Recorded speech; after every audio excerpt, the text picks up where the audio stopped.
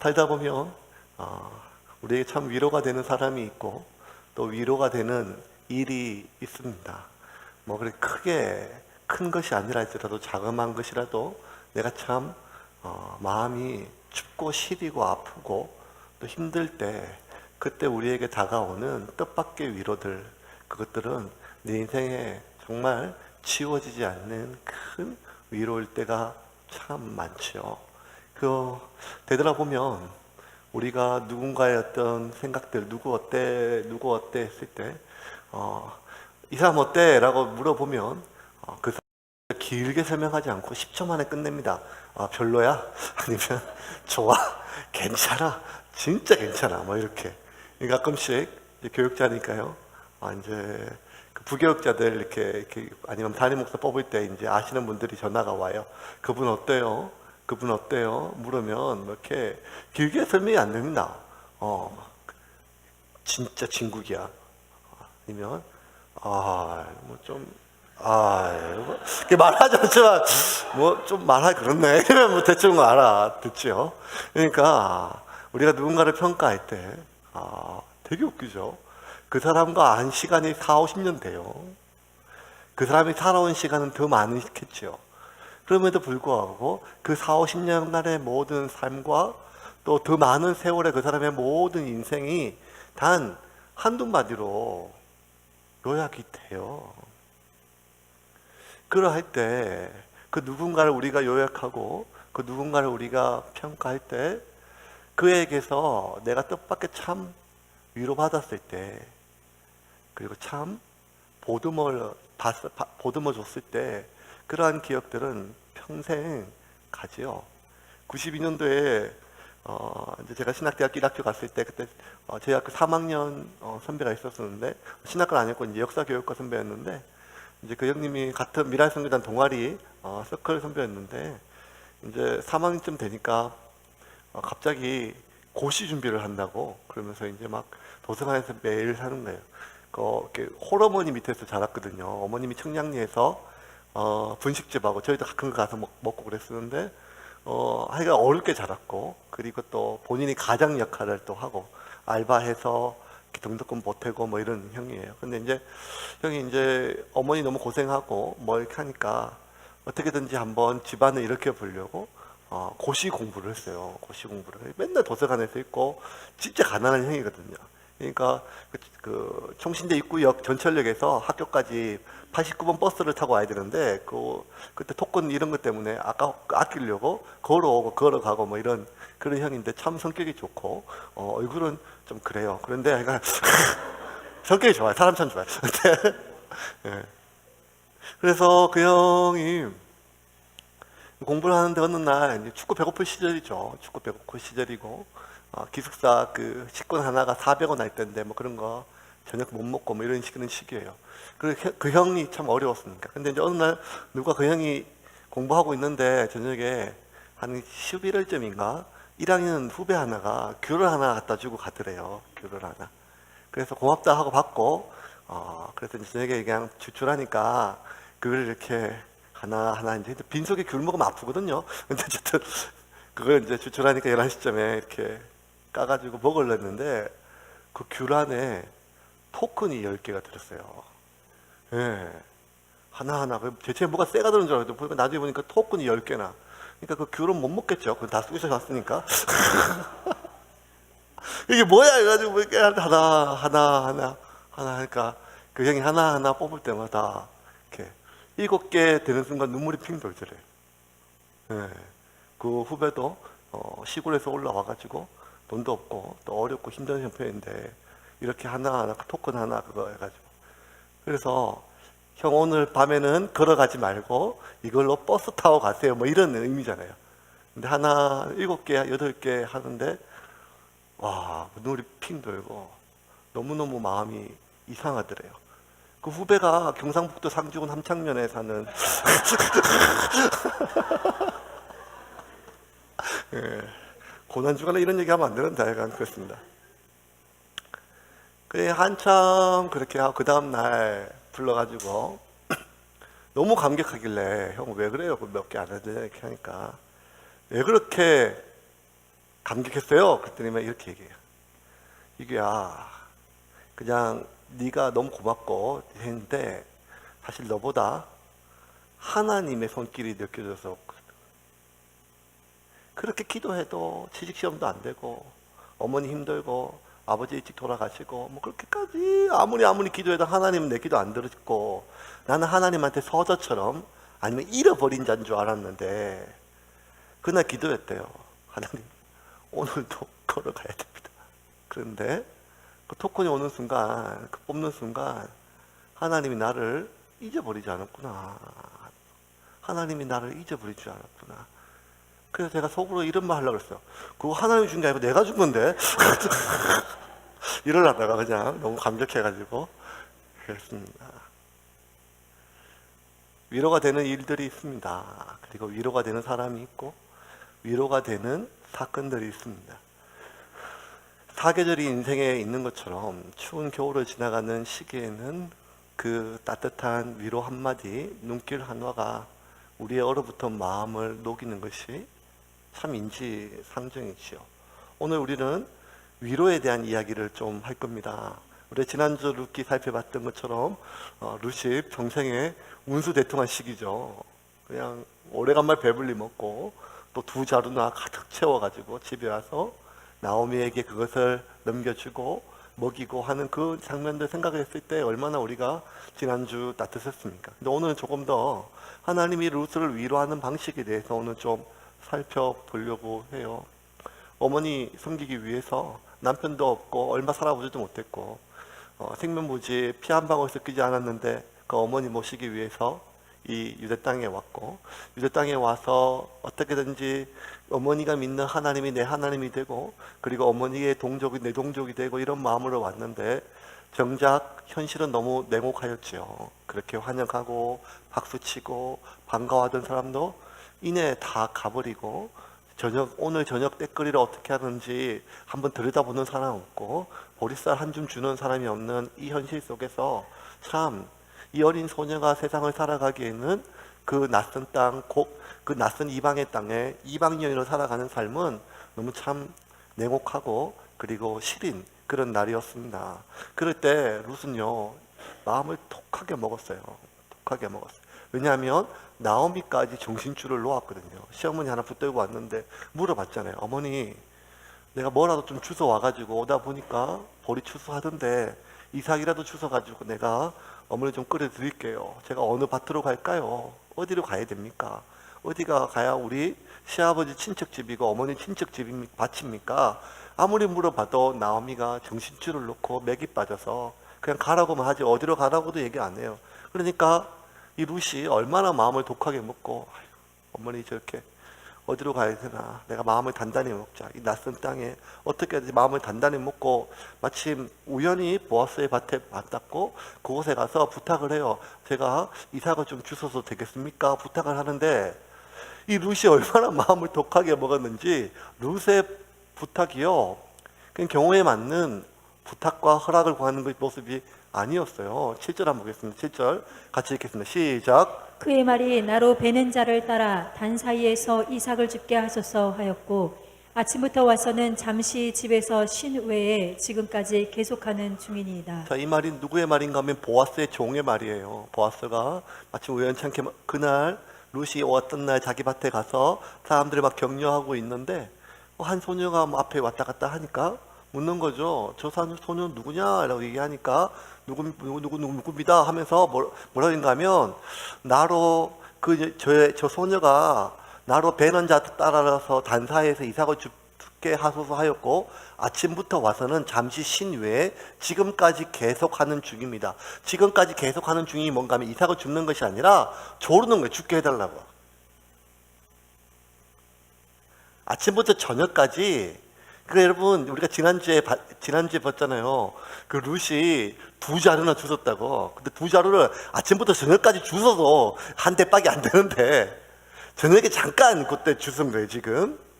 그런데 그러면 아침부터 저녁까지 룻이 뭐 했는가 하면 저 좀 죽게 해달라고. 저 좀 죽게 해달라고. 그런데 왜 아침부터 저녁까지 했을까요? 이 종들이 허락을 안 해서 그랬겠죠. 그러면 이 종들이 왜 허락을 안 했을까요? 주인 바치니까 자기 마음대로 허락을 못해서. 아니죠. 주인은 그날 올지 다음날 올지 아무도 모르거든요. 그 정도는 종들이 허락할 수 있는 권한이 있어요. 근데 왜 허락을 안 했을까요? 보통 주인이 어질면 종들도 어지기 마련있거든요. 저희 동네에서는, 시골 동네에서는 주인이 순하면 그 집 개도 순했거든요. 그런데 아니 보아스가 그 동네 유력한 자였고 이렇게 넉넉한 마음을 가진 자였는데, 그 보아스 집에서 나고 자랐든지 샀던 종이었든지 그 주인의 성품과 주인의 인격을 따라잡는 것이 인지상정인데 왜 아침부터 저녁까지 그렇게 졸랐는데 안 됐을까요? 이거는 안 되는 일이라서 그래요. 왜냐하면 당시에는요, 그 추수할 때 남자 하인들과 여자 하인들이 따로 가서 남자 하인들이 앞에 가서 한 줌에 나락을 베기 시작하면 그 뒤에 여자 하인들이 따라가면서 그 이삭을 단을 묶어요. 단을 묶어가지고 그거를 수레에 싣고 추수할 곳을 탈곡하는 대로, 마르는 대로 옮기면 그 뒤에 다 잘란 뒤에 그 뒤에 사람들이 와서 이삭을 줍는 것이 돼야 되거든요. 허락을 구하고. 근데 지금 룻은 뭐 하는가 하면 지금 이거 베고 있는데 그 베고 있는 중간에 와서 죽겠다는 거예요. 이건 경우에 안 맞고, 그리고 이거는 뭐 이방 땅에 와가지고 풍성을 모른다 이런 것이 아니라 지금 룻이 급한 거예요. 뭔 말인가 하면 추수가 다 끝날 때까지 언제 다 뵐지도 모르고 지금 가서 어머니를 끓여 먹여야 되는데, 그러니까 지금 빨리 이걸 죽겠다는 거예요. 그러니까 안 된다 했겠죠.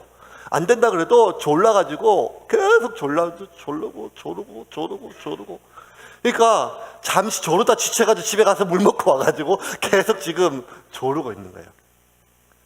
한 16살짜리 그 이방 소녀가 낯선 땅에 와서 이방 사람을 사감 취급도 안 하는 그 유대인 남정네들에게 아침부터 저녁까지 이렇게 조르는 것이 이 보통 일이 아니거든요. 그러니까 하도 조르니까 보아스가 저 누구냐라고 물어봤거든요. 이걸 보면 룻이 마음을 정말 독하게 먹은 것 같아요. 어떻게든지 내가 마음을, 지난주 살펴본 것처럼 한 이방 여인이 이삭을 줍다가 그 종들에게, 하인들에게 어떻게 험한 꼴을 당할지, 그게 어떤 일인지를 우리가 다 충분히 예상되지 않겠습니까? 그 모든 위험을 안고도 이 룻이 그렇게 독하게 마음을 먹은 것은 한 가지 이유죠. 현실이 독하기 때문이에요. 현실이 그렇게 녹록지 않은 정도가 아니라 현실이 거칠기 때문이죠. 내가 이렇게라도 하지 않으면 오늘 하루 끼니를 때울 수 없기 때문에 이 어린 소녀가 이토록 집요하게 사람들에게 그렇게 마음을 먹는 거죠. 그 얘기를 듣고 보니까 보아스가 호의를 베풀어요. 8절과 9절입니다. 같이 읽겠습니다. 시작. 보아스가 룻에게 이르되 내 딸을 들으라. 이삭을 주우러 다른 밭으로 가지 말며 여기서 떠나지 말고 나의 소녀들과 함께 있으라. 그들이 베는 밭을 보고 그들을 따라가 내가 그 소년들에게 명령하여 너를 건들지 말라 하였느니라. 목이 마르거든 그릇에 가서 소년들이 길러온 것을 마실지니라 하는지라. 자, 보아스가 룻에게 나 따라 들으라. 이삭을 주우러 다른 밭에 가지 마라. 다른 밭에 가지 말고 여기서 나의 소년들과 함께 있으라. 이 말은 말이 안 되는 거예요. 뭔가 하면 다 끝나면 해라 이게 아니라 그냥 내가 죽게 할 테니까 다른 밭에 가도 똑같다. 끝나야 죽지. 그래서 여기서 내가 허락해 줄 테니까 여기서 나락 뺄 때 그 옆에서 곡식 닦는 내 하녀들, 소녀들, 내 하녀들이 그 나락을 묶으니까 그 사이에서 곡식을 주스라는 거예요. 그들이 베는 밭을 보고 그들을 따르라. 내가 그 소년들에게 명령하여 너를 건드리지 말라 하였으니라. 목이 마르거든 집에 가서 먹지 말고 그릇에 가서 소년들이 길어온 것을 마시고 여기서 그렇게 해라 라고 그렇게 은혜를 베풀어요.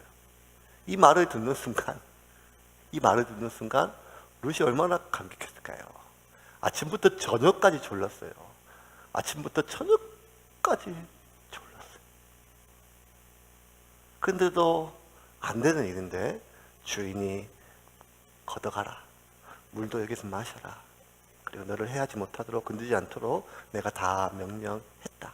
그러니까 룻이 너무 감격에 또 서름에 버퍼가지고 막 감격해서 뭐라고 대처를 하는가 하면 룻의 반응을 한번 볼까요? 10절입니다. 시작. 룻이 엎드려 얼굴을 땅에 대고 절하며 그에게 이르되 나는 이방 여인이거늘 당신이 어찌하여 내게 은혜를 베푸시며 나를 돌보시나이까 하니. 룻이 엎드려 얼굴을 땅에 대고, 여러분 보통 절할 때 할 때 이렇게 하는 게 아니라 얼굴을 땅에 댔대요. 이거는 보통 히브리 민족이 하나님께 경배할 때나 아니면 왕에게 할 때 절대자 이렇게. 상전한테 이렇게 하진 않아요. 그런데 룻이 이렇게 왕이나 하나님한테 하듯이 얼굴을 땅에 대고 절하는 감사를 표하는 이유는 뭔가 그만큼 감격했죠. 너무 서러워서 힘들었기 때문에. 그러고 나서 룻이 당돌한 질문을 해요. 룻이 보통이 아닌 것 같아요. 제가 보니까 뭐라고 질문하는가 하면 이르되 나는 이방 여인이거든 당신이 어찌하여 내게를 은혜를 베푸시며 나를 돌보시나이까. 혹시 또 이렇게 뭐 이렇게 조금 저한테 관심 있으세요? 뭐 이런 질문 아니에요. 남편도 죽고 가보니까 결국 나중에 둘이 그렇게 결혼하지만 그런 의문은 아니고 이 말이 되게 서러운 말이에요. 나는 이방 여인이거든요. 노크리아라고 한 단어예요. 노크리아라고 이방 여인 노크리아라는 단어인데 이방 여인인데 어찌하여 당신에게 은혜를 베푸시고 나를 돌보시나이까. 이 돌보다는 단어가 되게 중요한데 나카랴라고 하는 히브리어예요. 나카랴라고 하는 히브리어는 노크리아라는 말과 거의 발음이 비슷해요. 나는 이방 여인인데 당신이 어떻게 나는 나카랴인데 어떻게 노크리아인데 어떻게 당신이 나카랴 합니까? 이방 여인인데 나를 어떻게 돌보시나이까. 근데 이 돌보다 나카랴라는 말 돌보다라는 말로 번역됐지만 사실은 뭐 알아보다 아는 체하다 이런 말로 더 많이 번역돼요. 그래서 시편 142편의 4절에 보면 같이 한번 읽어볼까요? 시작. 오른쪽을 살펴보소서. 나를 아는 이도 없고 나의 피난처도 없고 내 영혼을 돌보는 이도 없나이다. 오른쪽을 살펴보소서. 나를 아는 이도 없고 나를 알다라고 하는 단어가 나카랴예요. 그러니까 지금 이 룻이 하는 말은 나는 이방 여인이라는 거 이 땅에 아무도 아는 사람도 없고 나를 알아주는 사람도 없고 나를 돌보는 사람도 없고 내가 누군지도 모르고 나 하나 없어도 아무것도 아니라는 거예요. 그런데 당신이 어떻게 이렇게 나를 알아보고 나를 알아봐주고 돌봐줍니까? 당신이 왜 이토록 나에게 은혜를 베푸십니까? 나는 정말 그냥 지나가는 덜풀보다 못한 그러한 이방 여인인데. 그 말에 룻의 서름이 다 있죠. 나는 아무것도 아닌 존재라는 거예요. 밑바닥 중에 밑바닥이라는 거예요. 제가 안양에서 부교육자 생활할 때 교회 숙소에 있을 때 마지막 해에 2011년 1월 29일 날짜도 안 까먹어요. 그날 제 교회 옆에 같은 동네에 되게 진짜 안타까운 일이 하나 벌어졌어요. 그게 뭔가 하면 33살짜리 최고은이라고 하는 시나리오 작가의 자매인데 한국예종 어쨌든 그 전문가예요. 한국 한예종 졸업하고 데뷔도 하고 영화도 만들고 영화도 쓰던 사람인데 그 자매가 1월 29일 날 월세방에서 혼자 죽었는데 그게 굶어 죽었어요. 그래가지고 그때 막 발칵 뒤집혔어요. 뒤집혀가지고 그 소녀가 그 이웃집에 그 위층에 있는 주인집에다가 메모를 뭐라고 붙였는가 하면 이렇게 붙였어요. 며칠째 아무것도 못 먹었습니다. 남은 밥과 김치가 있으면 문을 두들겨 달라라고 하는 건데. 그리고 또 다른 메모는 이렇게 적혔어요. 제가 그 메모 그대로예요. 이 자매가 적었던 메모인데 제가 읽어드릴게요. 사모님 안녕하세요. 1층 방입니다. 죄송해서 몇 번을 망설였는데 저 쌀이나 김치를 조금만 더 얻을 수 없을까요? 번번이 정말 죄송합니다. 2월 중하순에는 밀린 돈들을 받을 수 있을 것 같아서 전기세 꼭 정산해 드릴 수 있게 하겠습니다. 기다리시게 해서 죄송합니다. 항상 도와주셔서 정말 면목이었고 죄송하고 감사합니다. 그 주인집이 돈을 못 받았겠죠. 월세도 못 받고 전기세도 못 받고. 그 젊은 똑똑한 자매인데 그렇게 하니까 그러다 이걸 보니까 어떤 엄마가 그 마음이 안 시리겠으니까 이제 밥하고 좀 가져갔는데 문을 열어보니까 벌써 죽은 거예요. 이게 사회적 이슈가 막 됐고, 저희 교회가, 속수교회가, 제가 있던 교회가 무료급식을 해요, 매일. 월요일부터 토요일까지 무료급식을 해서 300명이 매일 무료로 밥을 먹고, 저도 그 일을 했기 때문에 그 지역에 그게 소년 가장들, 독거노인들, 뭐 이런 사람들 찾아가지고 반찬, 쌀 이런 거 엄청 많이 배달했거든요. 그 일 되게 많이 했어요. 근데 사지 멀쩡한 젊은 여자애가, 똑똑한 애가 요새 굶어 죽는다는 게 말이 안 되잖아요. 나중에 이제 부검해 보니까 갑상선 저하증하고 췌장염이 있었는데 며칠 제대로 못 먹으니까 그냥 쓰러져 가지고 그냥 그렇게 죽은 거예요. 가족이 있었겠죠. 형제가 있었는지 모르겠어요. 요새 전화 한 통화하면 쌀이 제일 싸잖아요.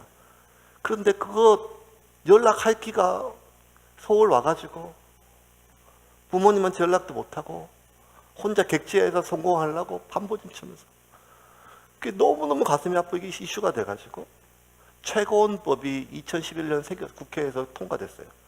그게 뭔가 하면 예술인 복지법이라고. 그래서 창작 준비금 이런 것들을 신청해가지고 제2의 최고원이 없게 하자. 이렇게 젊고 유명한 사람들이, 전도 유명한 젊은이들 이렇게 굶어 죽지 않게 해야겠다 해가지고 했겠지만, 뭐 지금도 이런 사람들이 많다는 고독사, 이제는 뭐 신문에 그렇게 많이 나오지도 않잖아요. 고독사 하는 사람들이요, 노인이든 젊은 사람들이든 제일 겁이 나는 게, 내가 외롭게 혼자 죽는 것도 겁이 나지만 내가 죽어도 아무도 모를 거다, 누구 하나 내 몸 하나 처리해 줄 사람이 없을 거다라고 하는 이 불안감이 얼마나 더 깊이 사무치는지 모르겠습니다. 낯선 땅에서. 루시오, 그냥 나 하나 죽어도, 나 하나 없어져도, 나 하나 누가 함부로 그냥 가인들이 나를 막 유린해도 나는 누구한테 하소연할 사람도 없고, 난 그렇게 해도 남편도 없고 가족도 없고, 그러니 나는 지금 있다가 이렇게 떼쓰다가 맞아 죽어도, 유린당해도, 이러다가 그냥 굶어 죽어도, 없어져도 누구 하나 나를 알아보는 사람도 없고 돌봐주는 사람이 없는 그러한 나크리아 이방 여인인데, 당신이 왜 나에게 이토록 은혜를 베푸십니까? 라고 하는 이 룻은 질문이 아니라 북받치는 서름이고 울음이었겠죠.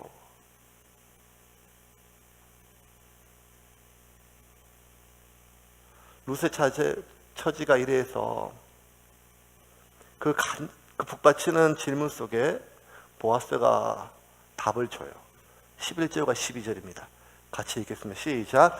보아스가 그에게 대답하여 이르되, 내 남편이 죽은 후로 내가 시어머니에게 행한 모든 것과 내 부모와 고국을 떠나 전에 알지 못하던 백성에게로 온 일이 내게 분명히 알려졌느니라. 여호와께서 내가 행한 일에 보답하시기를 원하며 이스라엘의 하나님 여호와께서 그의 날개 아래 보호를 받으러 온 내게 온전한 상 주시기를 원하노라 하는지라. 보아스가 룻에게 했던 대답은 두 가지 이야기. 하나는 뭔가 하면 보아스가 그에게 이르되, 첫 번째는 뭔가 하면 내가 너한테 왜 이렇게 잘해주냐고. 첫 번째 이유는 내가 너 알아, 룻. 내가 네 이야기 다 들었다. 내가 너를 알고 네가 한 일을 알고 네가 어떤 사람인지를 내가 알아. 내 남편이 죽은 후로 내가 시어머니에게 행한 모든 것과 내 부모와 고국을 떠나 버리다는 거죠. 히브리 원어는 버리고 전에 알지 못하던 백성에게 온 일이 분명히 내가 다 들었다. 그러자 내가 너 안다. 내가 네가 어떻게 살았는지 다 들었다. 네가 여기까지 얼마나 많이 헌신하고 어떻게 왔는지 내가 다 들었다. 내가 안다는 거예요. 두 번째는 뭔가 하면 12절. 여호와께서 내가 행한 일에 보답하시기를 원하며 이스라엘의 하나님 여호와께서 그의 날개 아래 보호를 받으러 온 내게 온전히 상 주시기를 원하노라 하는지라. 이 말은 뭔가 하면 11절 내가 안다는 말이고 12절은 하나님이 안다. 그런데 하나님이 안다는 말보다 좀 더 적극적인 말이에요. 네가 어떻게 살았는지, 누구인지, 지금 어떤 상황인지 내가 알고 룻, 이 딸아, 그리고 하나님이 안다. 아니, 하나님이 아셔야 한다. 하나님이 알아야 되지 않겠냐. 여호와께서 내게 행한 일을 보답하시기를 원한다 그랬어요. 이스라엘 하나님 여호와께서 그의 날개 아래 보호를 받으러 온 내게 모든 걸 다 포기하고 그 하나님 날개 아래 보호받으러 온 내게 오늘 하나 이 한 줌에 보리 하나 주지 못한다면 그 하나님이 알아야 되지 않겠냐 하는 말이에요. 그러면 뭐란가 하면 내게 온전히 상 주시기를 원하는지라. 다른 번역에는 보상해 주기를 원하노라. 이 말을 듣는 순간 룻이 13절에 이렇게 대답을 해요. 13절 말씀 같이 읽겠습니다. 시작. 룻이 이르되 내 주여 내가 당신께 은혜 입기를 원하나이다. 나는 당신의 하녀 중에 하나와도 같지 못하오나 당신이 이 하녀를 위로하시고 마음을 기쁘게 하는 말씀을 하셨나이다 하니라. 룻이 뭐랑 그 얘기 다 듣고 나니까 그 서러움에 북받치는 눈물 속에서 뭐라고 읽냐면 내 주여 내가 당신께 은혜 있기를 원합니다. 나는 당신의 하녀 중 여정보다 못하는데 그럼에도 불구하고 당신이 나를 이 하녀를 위로하시고 당신의 말에 내가 위로를 받았다는 거예요. 룻이 얼마나 위로를 받았을까요? 아무도 모르는 땅에 자기가 했던 이 서름을 아무도 모른다고 생각했는데 이 사람이 알고 하나님이 알고 하나님이 보상해 주신대요. 보상을 바라고 한 일은 아니지만 그 말에 룻이 위로를 받았어요. 그리고 우리가 지난주에 살펴본 것처럼 룻은 그날 정말 오래간만에 배불리 먹었어요. 그의 배가 가득 채워졌어요. 그리고 두 자루가 가득 채워서 집으로 돌아갔어요. 그런데 룻은 그 볶은 곡식으로 자신의 배가 채워지기 전에 그 밭에서 주슨 보리 이삭으로 두 자루가 가득 채워지기 전에 룻의 마음에 먼저 채워진 게 있는데 그것이 무엇인가 하면 바로 위로였어요. 위로. 내가 안다. 그리고 하나님이 안다는 거예요. 말씀을 좀 정리하겠습니다. 여러분, 오늘 우리가 봐야 될 건 두 가지예요. 하나님이 나를 알고 위로한다는 거예요. 그런데 오늘 하루만큼은 우리가 지난 몇 주 동안 계속 룻의 관점에서 봤는데, 그리고 앞으로 우리가 8월 달까지 계속 룻의 관점에서 이 룻기를 끝낼 건데, 오늘 하루만 보아스의 입장이 돼보세요. 무슨 말인가 하면, 보아스 같은 한 사람이 있으면 한 사람이 살아요. 내가 알아. 내가 네 마음 알고 네가 어떻게 살았는지 알고 여기까지 오기 위해서 어떻게 했는지 내가 안다. 그러면 한 사람이 살아요. 그리고 나가서 나 같은 사람이 없지 이게 아니라 하나님이 안다. 하나님이 아신다. 하나님은 하나님께 나아가는 자가 반드시 그가 계신 것과 자기를 찾는 자에게 상 주시는 이심을 믿어야 된다. 네가 하나님을 찾아서 여기까지 왔는데 네가 하나님이 계신 것을 믿고 그 하나님이 너에게 상 주시는 힘을 믿으라는 거야. 그럴 때 룻은 그 볶은 곡식이나 보리 때문에 배가 부른 것이 아니라 그의 마음속에 위로를 얻고 그는 그날 하루를 살고 남은 인생을 살 수 있는 힘을 받았음을 믿으시기를 바랍니다. 위로가 필요한 시기입니다. 날카로운 판단으로 뭐가 잘못됐는지, 네가 왜 인생이 이렇게 꼬였는지, 너희 집안이 왜 계속 이렇게 되는지 다 우리 눈에 보이지요. 지금은 그런 날카로운 시선으로 정확한 분석이 필요한 시기가 아니라 보아스의 마음으로 내가 널 안다는 거예요. 그리고 하나님이 아신다. 그럴 때 그 사람이 오늘 하루를 살 수 있는 힘과 남은 인생을 살아낼 수 있는 힘이 주어지는 것입니다. 죽어버리려고 작정했던 엘리야에게 하나님께서 까마귀를 통하여 그에게 먹을 걸 줬을 때, 여러분 우리가 알잖아요. 까마귀 잎에 그 작은 부리로 날라오는 고기 덩어리가, 떡 쪼가리가 얼마나 크겠어요. 그 조각만한 고기 쪼가리를 그걸 먹고 힘을 냈다는 게 아니라 하나님이 나를 버리지 않으셨구나. 그 작은 떡 조각에 힘을 얻은 것이 아니라 그 한 작은 떡 조각과 고기 조각에 심겨 넣은 하나님의 임재와 하나님의 섭리에 위로를 받고 힘을 얻는 것이 하나님의 백성이 아니겠습니까? 그러므로 세움교회 여러분, 힘들고 어려운 이 시기를 살아가는 수많은 종사함들에게 그 하나님의 위로를 전하는 까마귀가 되기를 주님의 이름으로 축원합니다. 그럴 때 하나님이 여러분의 위로를 통하여 일하실 줄을 믿으시기를 바랍니다. 여러분 가운데 혹시나 또 룻의 위로가 필요한 분이 있다면 하나님이 아십니다. 하나님이 아십니다. 그리고 그 하나님의 날개 아래 오늘도 거하기 위하여, 보호받기 위하여 기도하러 온 여러분의 기도를 하나님이 응답하실 줄을 믿으시기를 바랍니다.